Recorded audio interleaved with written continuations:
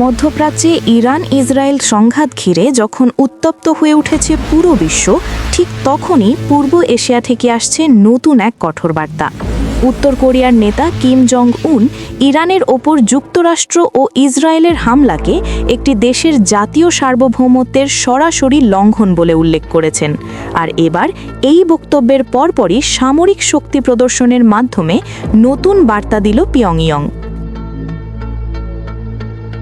Iran Israel যুদ্ধের মধ্যেই উত্তর কোরিয়া প্রকাশ্যে এনেছে প্রায় ৫,০০০ টন ধারণ ক্ষমতার একটি নতুন ডেস্ট্রয়ার যুদ্ধজাহাজ। শুধু প্রদর্শনী নয়, শক্তিশালী যুদ্ধজাহাজ থেকে কৌশলগত ক্রুজ মিসাইলের পরীক্ষামূলক উৎক্ষেপণও চালানো হয়েছে।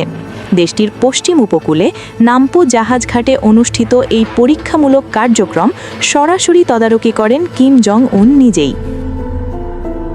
উত্তর কোরিয়ার রাষ্ট্রীয় সংবাদ মাধ্যমের বরাত দিয়ে আল জাজিরা এবং রয়টার্স জানিয়েছেন, জাহাজটি আনুষ্ঠানিকভাবে নৌবাহিনীতে কমিশন করার আগেই এর যুদ্ধ সক্ষমতা যাচাই করতে এই পরীক্ষা চালানো হয়েছে।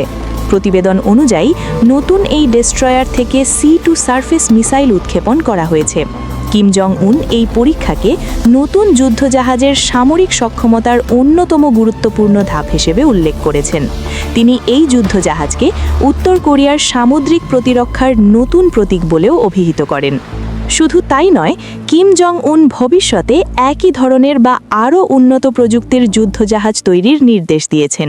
পাশাপাশি উত্তর কোরিয়ার নৌবাহিনীকে পারমাণবিক অস্ত্র বহনে সক্ষম বাহিনীতে রূপান্তরের পরিকল্পনার কথাও তুলে ধরেন তিনি। জানা গেছে, মঙ্গলবার ও বুধবার 2 দিনের সফরে নামপো জাহাজ ঘাটে অবস্থান করে নতুন এই চৌহন শ্রেণীর ডেস্ট্রয়ার জাহাজের বিভিন্ন কার্যক্রম পরিদর্শন করেন কিম জং উন।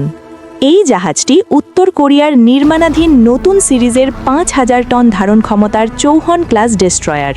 সব মিলিয়ে ইরান ইসরায়েল সংঘাতের উত্তেজনার মাঝেই উত্তর কোরিয়ার এই সামরিক প্রদর্শন নতুন করে আন্তর্জাতিক রাজনীতিতে উদ্বেগ তৈরি করেছে।